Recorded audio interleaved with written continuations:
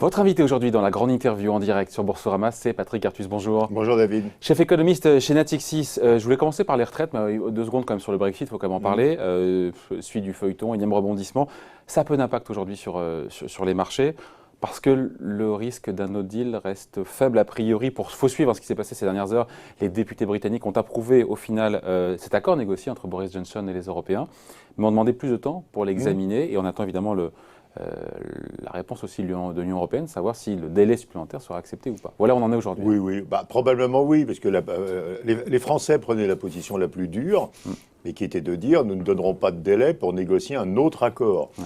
Mais du moment qu'il s'agit du même accord et que les communes à Londres demandent le temps de l'examiner un peu dans le détail et point par point et de le traduire. Vous savez que la peur, en fait, de certains députés anglais, c'est qu'ils laissent passer cet accord et qu'ensuite, on ne traduise pas en droit britannique ce qui est nécessaire. Et donc, en réalité, il ne soit pas mis en œuvre réellement.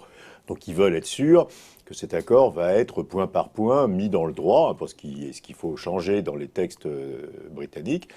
Ça va prendre quelques jours, je ne pense pas plus. Donc, il me semble que et là, comme il s'agit du même accord, l'Europe, normalement, va donner un délai technique, quoi. Donc tout ça, sauf nouveau rebondissement, nouveau coup de théâtre, devrait bien se terminer, d'où la quasi non-réaction des marchés aujourd'hui. Oui, les marchés ont sans doute déjà un peu monté sur la conviction qu'on allait effectivement réussir à avoir un deal. Voilà, et donc du coup, aucun des scénarios les plus noirs, vous vous rappelez, on avait parlé ici du scénario de la Banque d'Angleterre, qui nous annonçait pratiquement 10 points de perte de PIB au Royaume-Uni.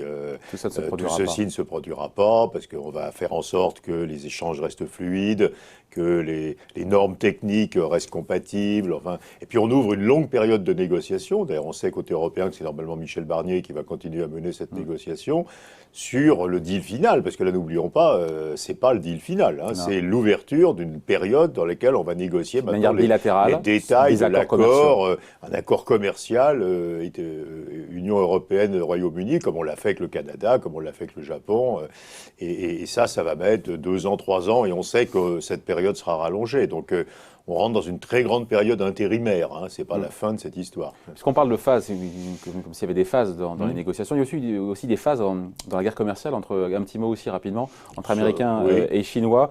Il y a eu ces signes d'apaisement qui ont été envoyés, qui ont rassuré les marchés dans cette guerre commerciale que se livrent les deux grandes puissances.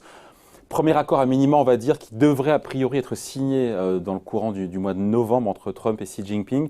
On se dit quoi? On se dit que c'est une trêve qui est précaire ou que c'est peut-être le début de la fin de la guerre commerciale? Écoute, oui, alors d'abord, il faut être méfiant parce que Trump est habitué à faire des sauts. On a quand même le sentiment que Trump rentre dans l'élection, en campagne électorale, qu'il a besoin de se débarrasser de ce problème commercial. Et donc, il a fait une interview il y a quelques jours où il disait « Regardez, j'ai été formidable, j'ai tout renégocié avec le Canada, j'ai tout renégocié avec le Mexique, j'ai tout renégocié... avec la Chine, ça y est, on a un très bon accord et on va avoir un bon accord avec l'Europe. » Enfin, le sentiment qui domine, c'est qu'il veut maintenant arrêter cette question et pouvoir dire que, ça y est, le dossier est réglé à l'avantage des États-Unis. Tous les pays ont accepté les conditions mises par les États-Unis. Ce qui n'est pas le cas parce qu'on ne sait pas grand-chose pour l'instant, à part l'achat de produits agricoles. L'achat de produits agricoles, il n'y a rien sur la propriété intellectuelle qui soit très précis, il n'y a rien sur l'ouverture des marchés. Mais enfin, donc c'est un accord qui est totalement vidé de sa substance. Oui, mais on rentre en campagne électorale et il faut qu'il fasse semblant qu'il y a un bon accord, même si c'est encore assez imprécis. Donc, consensus, c'est que les choses vont se stabiliser sur le front commercial. Il y a une autre chose qui a l'air de stabiliser, c'est le Moyen-Orient. On a le sentiment que les Iraniens et les Saoudiens, n'ont pas envie d'en découdre. Même s'ils se détestent, ils sont en train de se parler, discrètement. Et ce qui passe comme message mondialement, d'ailleurs, regardez ce qui se passe en Syrie, mais c'est que les États-Unis ne sont pas un allié fiable. Et que donc, il ne faut pas compter sur le parapluie américain. Je crois que c'est quelque chose qui influence beaucoup la position des Saoudiens, qui du coup ont envie de dégonfler les tensions dans la région. Donc sans doute, il n'y aura pas... on avait la grande crainte qu'on ait d'autres actions militaires, en particulier sur des installations pétrolières. Probablement, ceci va être évité. Donc, il y a de la désescalade quasiment partout. Oui, sur le géopolitique, sur le front géopolitique, on a de la désescalade. Brexit, guerre commerciale. L'Italie, où on a sans doute un gouvernement stable, en tout cas jusqu'aux prochaines élections, probablement. Voilà, il y a vraiment dans le politique et le géopolitique, il y a une amélioration. On a passé le pic. Alors, ça se voit. Regardez les taux d'intérêt. Ouais, on en a fait un sujet hier. Le taux à 10 ans est remonté de au moins 30 points de base, hein, déjà. Donc, en zone euro. en zone euro, oui, mais c'est un très bon indicateur. Je veux dire, si vous prenez les actions des banques de la zone euro qui sont encore plus corrélées, elles ont beaucoup remonté. Hein, donc, dans le sillage de la remontée des taux longs. Dans le sillage de la baisse de la version au risque. Hein, donc il y a vraiment un sentiment que le pire est passé, quoi. Alors peut-être on se trompe, hein, mais enfin le sentiment me semble assez fondé. Quand même. Sur les questions géopolitiques. Sur les questions de géopolitique, de politique, de risque de crise gouvernementale, ce genre de choses. Enfin les marchés n'ont pas non plus, il n'y a pas eu une appréciation folle des marchés. Hein. Oui, mais enfin, si, quand même. Enfin, je veux dire, on a. Non, mais là, ces dernières semaines, il n'y a pas eu de. Depuis une dizaine de jours, on a quand même une remontée assez sensible des marchés. Voilà, le PER de la zone euro sur les résultats de 2020 est à 15, donc il a gagné 1. C'est pas extraordinaire, mais enfin, c'est pas mal. Non, il y a. Enfin, et puis, voilà, on commence à voir, vous savez ce qu'on discutait depuis longtemps, qu'il y a un début de rotation des obligations vers les actions. Qui devrait être beaucoup plus puissant que ce qu'on voit. Mais enfin, ça commence. Donc, on commence à avoir des investisseurs qui rebasculent vers les actions ou vers ce qui ressemble aux actions et qui sortent des obligations des gouvernements. Ça vous en pensez quoi, là, Patrick, de la saison des trimestriels, des résultats trimestriels? Parce que sur le CAC 40, pour le coup, pour certaines valeurs, c'était quand même assez cinglant, la réaction des marchés. On pense évidemment aux sales warnings, aux avertissements sur chiffre d'affaires de Danone, de Renault, de Publicis. Avec derrière des titres qui perdent entre 5 et 10% sur derrière du CAC 40, enfin c'est pas anodin. On se dit quoi? Ça prouve que malgré tout, il y a une forme de nervosité comme des marchés qui sanctionnent assez violemment quand. Alors c'est le cas depuis un moment, c'est-à-dire que il y a une réaction extrêmement violente aux révisions à la baisse, hein, mais qui est pas récente, hein, qui est là depuis plusieurs trimestres. Je crois que si on remonte à l'économie, je crois qu'il faut essayer de raccrocher ça de l'économie. Ce que les marchés sont en train de comprendre, c'est qu'on va avoir un changement tout à fait considérable de la situation sectorielle des économies. C'est-à-dire qu'il y a des secteurs d'activité qui vont aller durablement mal et d'autres secteurs d'activité qui vont aller durablement bien. Et donc, il y a un vrai changement de la structure sectorielle des économies ou des bonnes spécialisations productives. Donc, le cas le plus noir, c'est typiquement l'Allemagne, où vous avez un poids tout à fait gigantesque de l'automobile, de la chimie, des biens d'équipement industriels, qui sont 3 industries en récession mondiale. Donc c'est pas étonnant que l'automobile... alors les ventes d'automobiles en Europe ont remonté, mais si vous prenez le monde, hein, l'automobile est une industrie en récession, la chimie est une industrie en récession, les biens d'équipement sont une industrie en récession, et puis à côté, vous avez d'autres industries qui sont extrêmement... Il y a des grandes difficultés dans la distribution, ce qui explique aussi des difficultés parfois de la publicité, des enquêtes marketing, ce genre de choses. Hein. Et puis, à côté, vous avez des secteurs qui vont bien avec des croissances rapides, par exemple l'aéronautique, par exemple le luxe, par exemple la pharma, et puis les services, le tourisme, le loisir, le transport aérien en Asie. Donc il faut s'habituer à l'idée qu'on a une espèce extrêmement rapidement, de distorsion sectorielle de nos économies, avec des secteurs qui vont très mal et des secteurs qui vont très bien.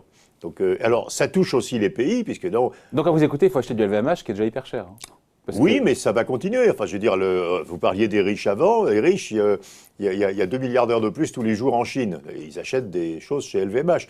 Donc, le tourisme, vous avez plein de gens qui arrivent dans la classe moyenne dans les pays émergents.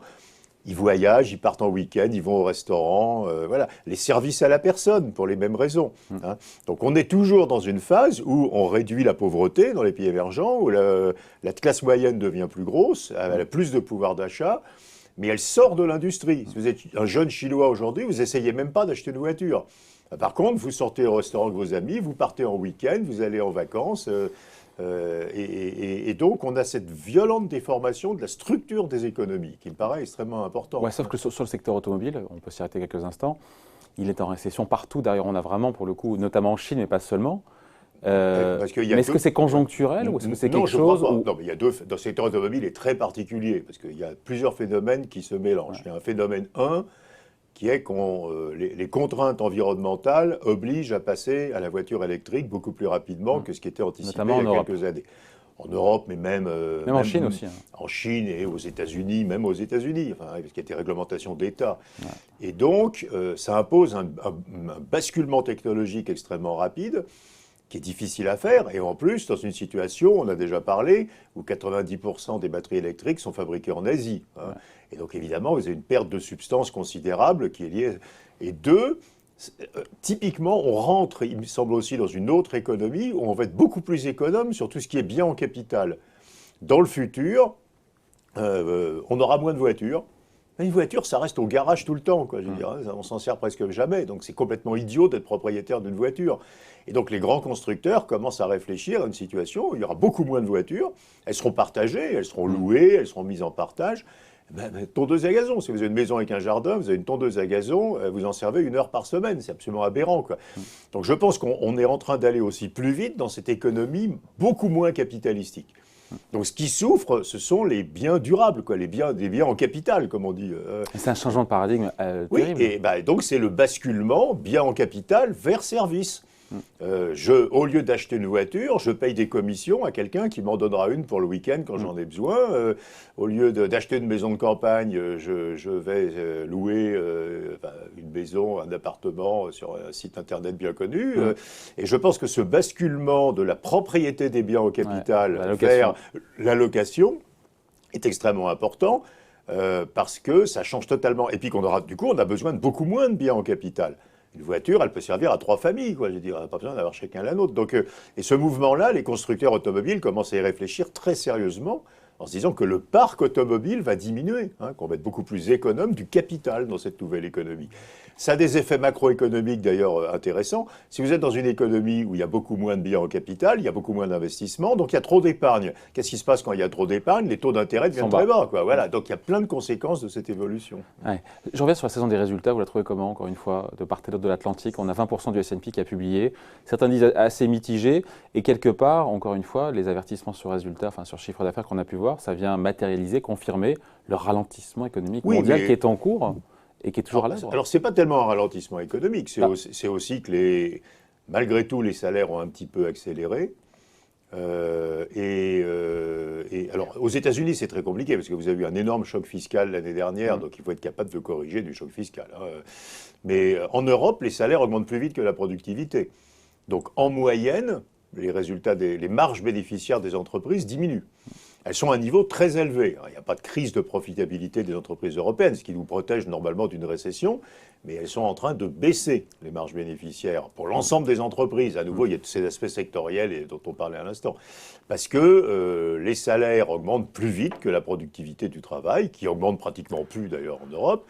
Et aux États-Unis, on a aussi un tassement. Donc on attend, pour l'ensemble des entreprises cotées, une progression extrêmement lente des bénéfices. Donc il n'y a pas de raison que les marchés actions... de 2 à 3%. Il n'y a pas de raison que les marchés actions s'envolent vous savez qu'on en a parlé ici plusieurs fois.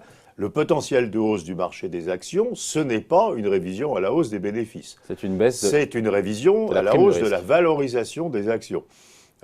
Aujourd'hui, la valorisation des actions, c'est-à-dire 15 fois les bénéfices en Europe et 18-19 fois aux États-Unis, ne reflète pas entièrement la baisse des taux d'intérêt.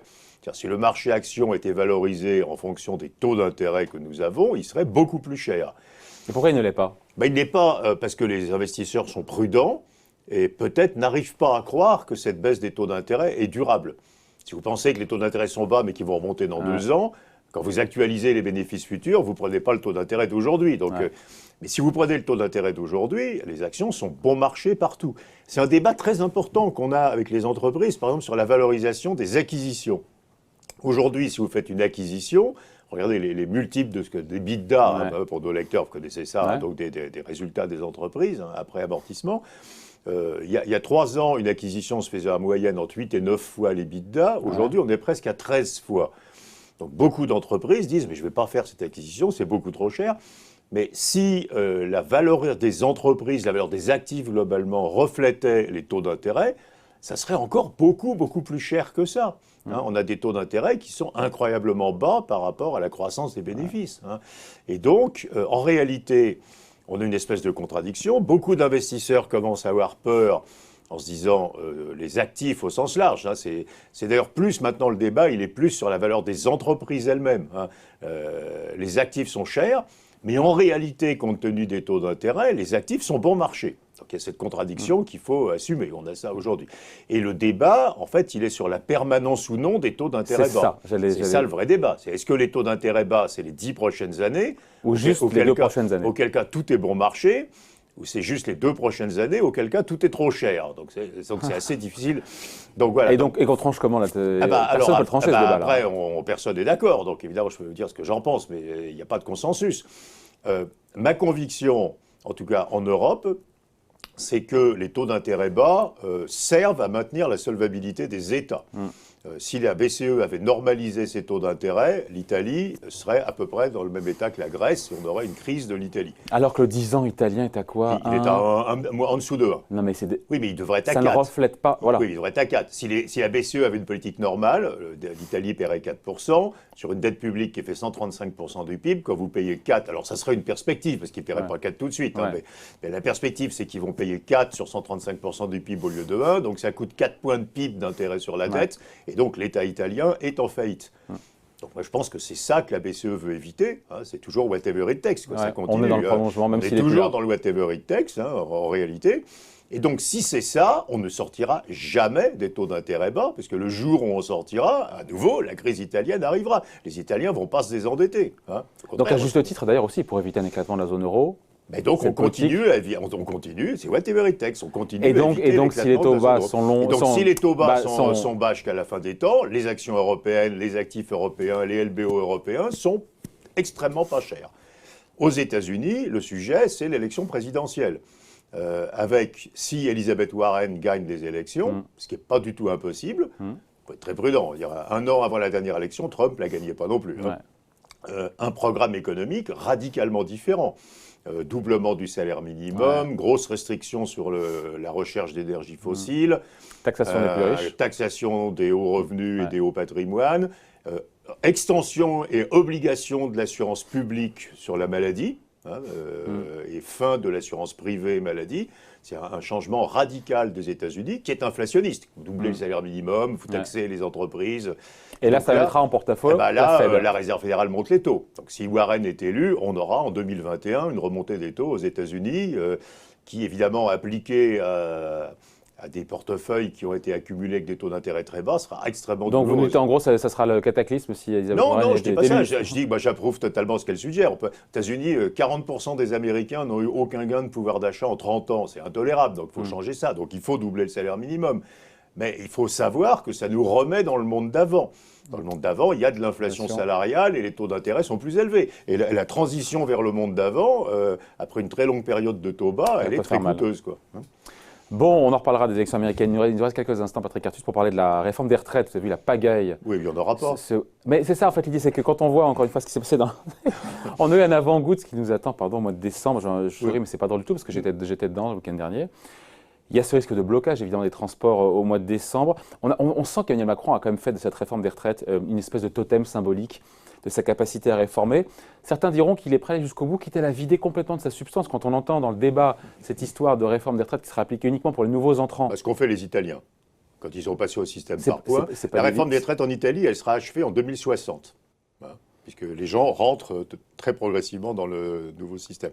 Elle ne se fera pas, cette réforme des retraites, selon vous? Pardon, non, elle ne se fera pas. Je pense, à nouveau, là, je prends des risques. Hein. Donc, je comprends totalement l'argument du président. Le président dit, on a un système de retraite totalement injuste et inégal. Pourquoi un conducteur de bus à Lyon prend sa retraite 10 ans plus tard qu'un conducteur de bus à Paris, alors qu'ils font le même métier? Voilà, pourquoi on calcule sur les 25 meilleures années pour le secteur privé, etc., et pour les 6 derniers mois pour le secteur public. On est d'accord, sauf qu'il y a comme un principe de base qui est que dans une démocratie un peu, socialement éruptive, on ne peut pas exproprier une rente, même injuste. Donc, si on ne change pas la règle du jeu en cours du match. Si quelqu'un profite d'une rente injuste, c'est pas bien, quoi, je veux dire. Donc, ça serait mieux qu'il n'en profite pas. Mais il l'a acheté, cette rente injuste. C'est jamais gratuit, une rente. Comment ça, il l'a acheté? Et donc, par exemple, si vous êtes chauffeur de taxi, vous avez acheté votre licence de taxi. Et donc, on n'a jamais réformé les taxis, parce que si on voulait libéraliser la profession, il faudrait racheter les licences de taxi. Vous ne pouvez pas dire à un chauffeur de taxi, tu l'as acheté 200 000 €, mais ça vaut zéro, parce que j'ai réformé la profession. pouvez pas dire à un fonctionnaire ta retraite sera calculée sur le cumul des points sur ta carrière, alors que tu croyais que ce serait les 6 derniers mois. Vous n'avez pas le droit de faire ça. Donc il faut racheter les rentes injustes, même si elles sont injustes. Mais on en a les moyens? Ben non. Et comme on n'a pas les moyens de racheter les rentes injustes, les réformes ne peuvent se faire que si elles n'exproprient personne de sa rente, même injuste. Donc on s'oriente vers une réforme qui s'appliquerait encore une fois à l'échelle des générations. Aux nouveaux entrants. Donc si vous faites la réforme sur les nouveaux entrants... Donc c'est plus vraiment une réforme non plus. Si, bah c'est comme en Italie, ça met 50 ans. Vous faites une réforme sur les nouveaux entrants, parce qu'eux, ils n'ont pas de rente. Mais c'est pas du tout la réforme de départ qui nous promettait. Non, puisqu'on devait mettre la barre de mémoire à 56 ou 57 ans, donc si on avait moins de 56 ans, on rentrait dans le nouveau système. Et ça, vous créez... vous avez 42 systèmes, donc c'est pas vrai ce que je vais dire, mais statistiquement, c'est vrai. Vous avez donc 21 groupes de personnes qui sont gagnants, 21 groupes qui sont perdants. Vous n'allez pas taxer les gagnants pour rendre l'argent aux perdants, ce qui serait une solution, mais on ne le fera pas. Donc vous allez faire 21 groupes de perdants. Leur rente est injuste, ok, mais bon, mais vous ne pouvez pas exproprier une rente injuste, je me répète. Donc une rente injuste, ça doit se racheter. Et donc ce dossier, donc s'il va se tendre, il y aura ces grèves, encore une fois, soit on trouve une monnaie d'échange, donc on dit aux cheminots, écoutez, ok, vous allez travailler 6 ou 7 ans de plus, mais voilà ce qu'on vous donne en échange, des hausses de salaire, enfin voilà. Je ne sais quoi, des retraites plus élevées, voilà, c'est un échange à peu près fair, quoi. Soit on n'a rien à mettre en échange et on ne fera la retraite que sur les nouveaux entrants. Parce qu'on ne peut pas exproprier à nouveau des gens qui ont une rente. Mais ça ne sera pas la réforme du siècle, pour le coup. Elle sera bien moins ambitieuse. Si, ce sera la réforme du siècle, oui, ça mettra un siècle. Non, mais voilà, mais elle ne sera pas aussi ambitieuse que ce qui était voulu au départ. C'est ambitieux, mais simplement, plus, quand les Allemands, France Télécom, enfin Orange maintenant, quand on a changé les statuts des personnels, c'était la Bundesbahn en Allemagne. Et même la réforme de la SNCF en 2018 aussi. La SNCF, à partir, je crois que c'est de l'année prochaine, les nouveaux embauchés n'auront pas le statut de cheminot, mais vous le faites sur les entrants, comme ça, il n'y a pas de problème de rente. Et donc, personne n'a de rente. Et donc, c'est comme ça que le gouvernement va déminer le sujet. Je pense que c'est la seule... Mais honnêtement, même pour un économiste, c'est même pas une question politique. Vous voyez, le taxi, c'est un très bon exemple. Ça serait très bien qu'il y ait beaucoup plus de taxis en France. Simplement, il y a des gens qui ont acheté une licence de taxi à un prix exorbitant. Vous ne pouvez pas leur dire, elle ne vaut plus rien, est-ce que tout le monde a le droit d'être taxi? Ça coûterait des milliards à racheter, surtout. Il faudrait les racheter si on voulait changer.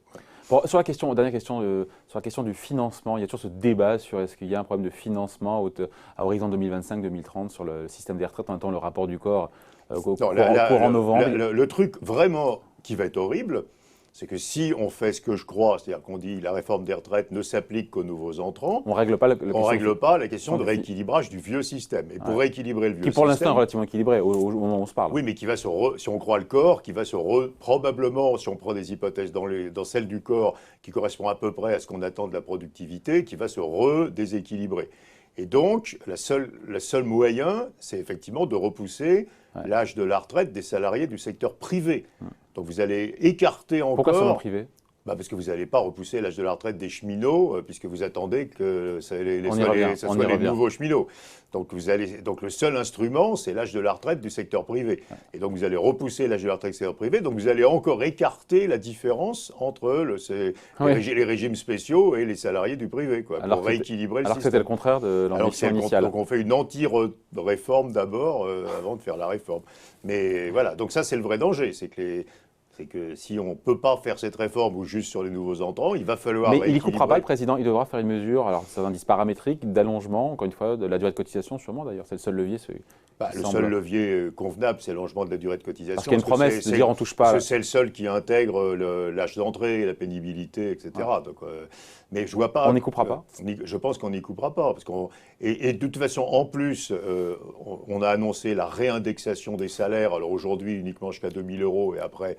Mais il faut réindexer les retraites. Qu'est-ce que j'ai dit salaire? Il faut réindexer les retraites. Vous ne pouvez pas imaginer que quelqu'un qui prend sa retraite, dans les 30 ans où en moyenne il va être retraité, il n'ait jamais sa retraite indexée sur les prix. Vous fabriquez que des ultra-pauvres à la fin de leur vie. Donc de toute façon, on devra réindexer les retraites sur les prix. Et donc la marge d'ajustement, elle n'est que sur l'âge de la retraite en fait. Bon, on aura l'occasion d'en reparler ensemble. Merci d'avoir été avec nous, donc Patrick Artus, chef économiste de Natixis, qui était l'invité de la grande interview en direct sur Boursorama. Merci Patrick. Merci David.